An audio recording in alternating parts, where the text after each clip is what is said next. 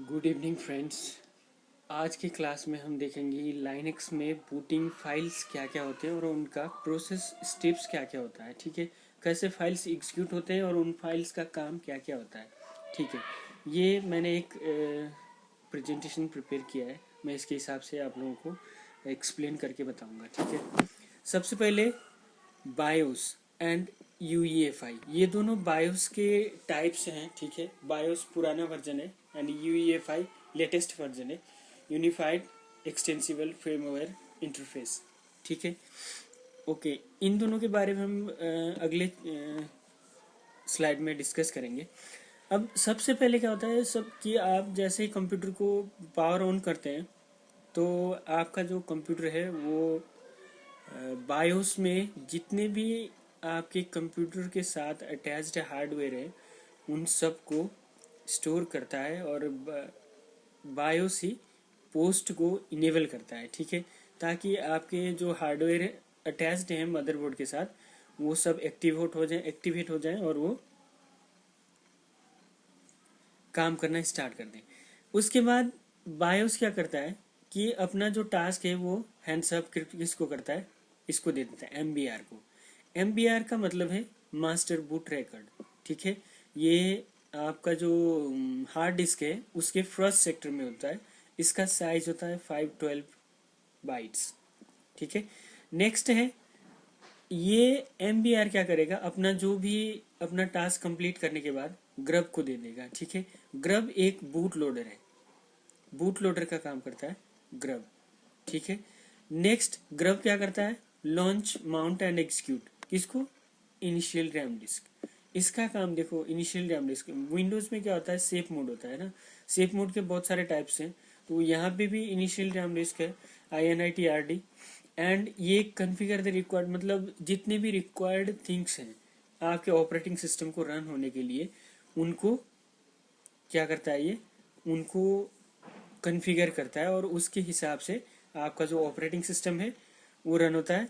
And finally colonel, colonel ही आपको यहाँ पे क्या किया जाता है कि कर्नल ही आपका ऑपरेटिंग सिस्टम है एंड ऑपरेटिंग सिस्टम ही कर्नल है। एंड फाइनली आपको क्या मिलता है, रनिंग सिस्टम। किसके हिसाब से, कर्नल के हिसाब से एक रनिंग सिस्टम आपको यहाँ पे मिलता है। ठीक है, नेक्स्ट देखते हैं बायोस। बायोस का मतलब क्या होता है, बायोस का फुल फॉर्म है बेसिक इनपुट आउटपुट सिस्टम। इसका काम होता है कि जितने भी कंप्यूटर के हार्डवेयर हैं अटैच्ड आपके मदरबोर्ड के, कंप्यूटर के मदरबोर्ड के साथ अटैच जितने भी हार्डवेयर हैं उन सबको एक्टिवेट करना और उसके साथ पोस्ट को भी एक्टिवेट करना। ठीक है, पोस्ट का काम क्या है, बायोस का काम था कि आपके कंप्यूटर हार्डवेयर का इंफॉर्मेशन को होल्ड करना और बायोस के अंदर जाके ही आप क्या कर सकते हैं, जो भी बूटिंग सीक्वेंस है, बूटिंग प्रायोरिटी है और जो भी आपका कंप्यूटर का मदरबोर्ड, हार्ड डिस्क, रैम, ऐसे जो भी इंफॉर्मेशन आपको गेट करनी होंगी आप बायोस से गेट कर सकते हैं। एंड पोस्ट, पोस्ट का मतलब है पावर ऑन सेल्फ टेस्ट। ये एक तरह का सेल्फ टेस्ट है, मतलब कंप्यूटर स्टार्ट होने से पहले अपने आप को चेक करता है कि इसके अंदर लगे हुए जितने भी पार्ट्स हैं, जितने भी कंपोनेंट्स हैं आपके कंप्यूटर के साथ, जितने भी कंपोनेंट्स अटैच्ड हैं वो सारे प्रॉपरली फंक्शन कर रहे हैं या नहीं है, उन सबको एक्टिवेट करने का। आपने कभी देखा होगा जैसे कंप्यूटर आप बूटअप रिस्टार्ट करते हैं वहाँ पे एक बीप कोड आता है, टी टी टी करके, 3 टाइम्स है, मोर देन 3 टाइम्स है, कंटिन्यू बीप्स, ऐसे बहुत सारी चीज़ें हो सकती है।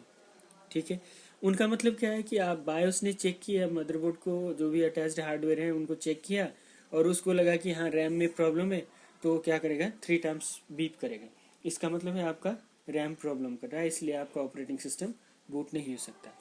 ठीक है, तो इस तरह का काम कौन करता है, पोस्ट यहाँ पे। और इसका काम है activate the on board hardware. और जैसे ही ये बूट लोडर प्रोग्राम डिटेक्ट करता है, और वो अब ये बूट लोडर प्रोग्राम कहाँ से डिटेक्ट करता है। अब यहाँ पे एक क्वेश्चन आपने प्रीवियस स्लाइड में देखा था कि जो आपका बायोस है उसके पास इस सब का इंफॉर्मेशन होता है और जो बायोस ने दिखाया और इसने वहाँ से उसको डिटेक्ट कर लिया। ठीक है, और उसको ये मेमोरी में लोड करेगा क्योंकि बायोस एक रोम है, रीड ओनली मेमोरी, और रीड ओनली मेमोरी को एग्जीक्यूट होने के लिए रैम के अंदर लोड होना होता है। इसलिए जैसे ही मेमोरी में लोड हुआ और ये बायोस कंट्रोल इसको दे देता है MBR को, ठीक है। अब MBR क्या होगा, MBR एग्जीक्यूट होगा एंड लोड होगा किसके हिसाब से, बायोस के हिसाब से, ठीक है। अब बायोस अपना प्रोसेस किसको हैंड ओवर करेगा, MBR को। अब MBR क्या है, व्हाट इज MBR, ये रहा आपका, ये बायोस है एंड ये UEFI है, ठीक है। बायोस ये पुराना वर्जन है, इसमें सिर्फ कीबोर्ड से काम किया जा सकता था और इसमें इसके साथ कुछ भी आप अपने माउस या बाकी सारे ग्राफिक्स नहीं थे। अब जो UEFI है इसमें माउस से भी काम कर सकते हो आप लोग, माउस से भी चेंज कर सकते हो, सारी चीज़ें माउस से हो सकती है और कीबोर्ड से भी हो सकता है, ठीक है। यहाँ पे ग्राफिकली दिया गया है और यहाँ पे सिर्फ ओनली आपको ओनली लिखा हुआ सिर्फ वर्ड्स एंड सेंटेंसेस ही दिखाई देंगे, कोई ग्राफिक्स नहीं है। नेक्स्ट है MBR। What is MBR? MBR का फुल फॉर्म है मास्टर बूट रिकॉर्ड। इसका साइज होता है 512 बाइट और ये आपके हार्ड डिस्क के फर्स्ट सेक्टर में स्टोर होता है, ठीक है। इसका काम है आपका जो हार्ड डिस्क है उसका इंफॉर्मेशन को, उसमें जो पार्टीशन है उनका इंफॉर्मेशन होल्ड करना और उसके जिस भी पार्टीशन में आपका ऑपरेटिंग सिस्टम है उसका इंफॉर्मेशन भी यही होल्ड करता है, ठीक है। अब देखो लाइनक्स में टिपिकली इसका क्या होता है, /DVHDA एंड DVSDA इस नाम से जाना जाता है। SDA का मतलब हार्ड डिस्क है, SDA का मतलब है आप अगर कोई अलग ड्राइव लगाते हैं तो उसको SDA। कंटेन्स बूट लोडर, मतलब जो बूट लोडर रहता है उसको कंटेन करता है। एंड ग्रब के बहुत सारे वर्जन हैं। सबसे पहला है लोलिन एंड उसके बाद लीलो आया। लोलिन का मतलब है लोड लाइनक्स एंड लीलो या लाइलो भी बोलते हैं कुछ लोग, और इसका मतलब है लाइनक्स लोडर, क्योंकि लाइनक्स को कुछ लोग लिनक्स बोलते हैं और कुछ लाइनक्स बोलते हैं, इसलिए लिनक्स लोडर या लाइनक्स लोडर कुछ भी बोल सकते हो। अभी लेटेस्ट है ग्रब, देन उसके बाद जो लेटेस्ट है उसके बाद भी लेटेस्ट है ग्रब 2 है, ठीक है। अब यहाँ पे MBR का जो कंपोनेंट है वो क्या है, ठीक है। उसमें फर्स्ट सेक्टर जो फर्स्ट 446 बाइट्स जो है वो होल्ड करता है प्राइमरी बूट लोडर, ठीक है। बूट लोडर मतलब जो आपका बूट लोडर जैसे ग्रब है या ग्रब 2 है जो भी होगा उसके लिए ये होल्ड करता है 446। पार्टीशन टेबल, क्योंकि हमने पहले बता दिया मैंने कि मास्टर बूट रिकॉर्ड का काम होता है आपके पार्टीशन टेबल, मतलब पार्टीशन का इंफॉर्मेशन रखना, हार्ड डिस्क में जितने पार्टीशन है उनका इंफॉर्मेशन रखना है कि आपका जो MBR डिस्क लेआउट होगा या GPT डिस्क लेआउट होगा उनके बारे में इंफॉर्मेशन रखना। अगर MBR होगा तो वहाँ पे 3 प्राइमरी पार्टीशन होंगे, बाकी एक्सटेंडेड होगा और एक्सटेंडेड के अंदर लॉजिकल होंगे। अगर GPT होगा तो कम्प्लीटली 128 जो प्राइमरी पार्टीशन होते हैं उनका इन्फॉर्मेशन होगा, उनका साइज क्या है, कौन सा फाइल सिस्टम यूज हो रहा है, बाकी सारी चीज़ें। And lastly 2 bytes for MBR validation check, कि आपका जो MBR का जो भी चेकिंग होगा वो 2 बाइट्स। अब उसके बाद MBR यहाँ पे क्या करता है, ग्रब को लोड करता है, एग्जीक्यूट करता है, ठीक है। अब ग्रब क्या है, व्हाट इज ग्रब? ग्रब का मतलब है ग्रैंड यूनिफाइड बूट लोडर। ये बूट लोडर है। अब पहले ग्रब था, अब एक ग्रब 2 हो गया, जिसने लाइलो को रिप्लेस किया था, वो था ग्रब। अब ये कहाँ से रन होता है, एक्सेस होता है, वो है MBR, क्योंकि इससे पहले हमने MBR देखा था। MBR ही इसको एग्जीक्यूट करता है। इसका काम है कर्नल को एंड initRD को लॉन्च करना, ठीक है। अगर आपके पास मल्टीपल कर्नल्स हैं या उनको आप सेलेक्ट करना चाहते हो तो उसके लिए सेलेक्टिव मेनू प्रोवाइड करता है यहाँ पे, ठीक है। जैसे विंडोज़ में क्या होता है INI, बूट INI, ठीक है, बूट INI होता है ना। दूसरे में अभी जो लेटेस्ट है वो होता है BCD, बूट कॉन्फ़िगरेशन डेटा। तो उसी तरह से यहाँ पे अगर आपको सिलेक्टिव मेनू चाहिए तो ये ग्रब प्रोवाइड करता है, क्योंकि ग्रब ही स्टार्टिंग में जब आप देखते हो, कभी आपने बूट किया होगा तो वहाँ पे मल्टीपल ग्रब है तो वहाँ पे आप सिलेक्ट कर सकते हैं, ठीक है। अब ग्रब का काम क्या है, GRUB loads and execute the kernel and initRD images, ठीक है। जो भी इमेजेस होगा और जो कर्नल होगा उसको लोड करना और एग्जीक्यूट करने का काम है ग्रब का, ठीक है। सेकंड है इनिशियल रैम डिस्क, जिसको शॉर्टकट में बोला जाता है INIT-RD, ठीक है। इसका काम क्या है, जो छोटे छोटे प्रॉब्लम्स हैं उनको सॉल्व करना, ठीक है। और पहले ये कभी देखा होगा आप लोगों ने कि आपका स्टार्ट एक्स करना पड़ता है। स्टार्ट एक्स का मतलब है कि ये जो आपका GUI मोड है वो दिखाई नहीं देता, ठीक है। मनली CLI मोड दिखाई देता है। तो यहाँ पे पहले ये क्या करेगा, कर्नल मॉड्यूल्स को लोड करेगा, ठीक है। उसके बाद ये कर्नल को हैंडअप करेगा। INIT loaded by GRUB, GRUB INIT को लोड करता है, क्योंकि INIT, अब यहाँ पे INIT है क्या, ठीक है। INIT रन लेवल है, ठीक है। रन लेवल कितने टाइप्स के हैं, 0 to 6, उसमें से कुछ यूज़ किए जाते हैं, कुछ यूज़ किए नहीं जाते। एक दो डिफ़ॉल्ट कर सकते हो आप लोग, बाकी सारे डिफ़ॉल्ट नहीं कर सकते, ठीक है। अब the main task of the INIT to detect all hardware and load into the kernel, ठीक है। Kernel modules need to efficiently run. ये एक छोटा सा प्रोग्राम है, ठीक है, जो बहुत फास्ट रन होता है और जो आपका हार्ड डिस्क है वहाँ पे माउंट होता है, ठीक है।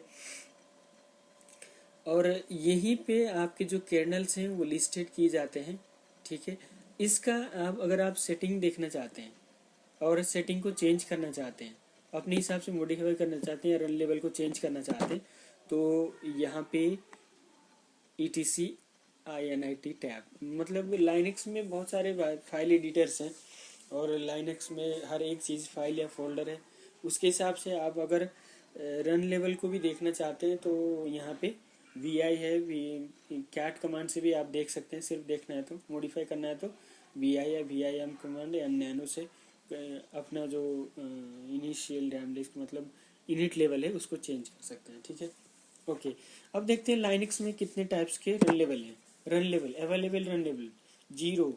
शट डाउन करने के लिए आप लोग क्या कमांड लगाते हो, शट डाउन करने के लिए जो कमांड लगता है वो है INIT 0 या 1 फॉर सिंगल यूज़र। अगर आप सिर्फ जो इनिट टैब वाला जो फाइल है उसके अंदर अगर आप 1 सेट करते हैं तो सिंगल यूज़र, ठीक है। मल्टी यूज़र विदाउट NFS 2 में NFS नेटवर्क फाइल शेयर, मतलब अगर आप file share network file share नहीं करना है तो आप मल्टी यूज़र 2 सेट कर सकते हैं।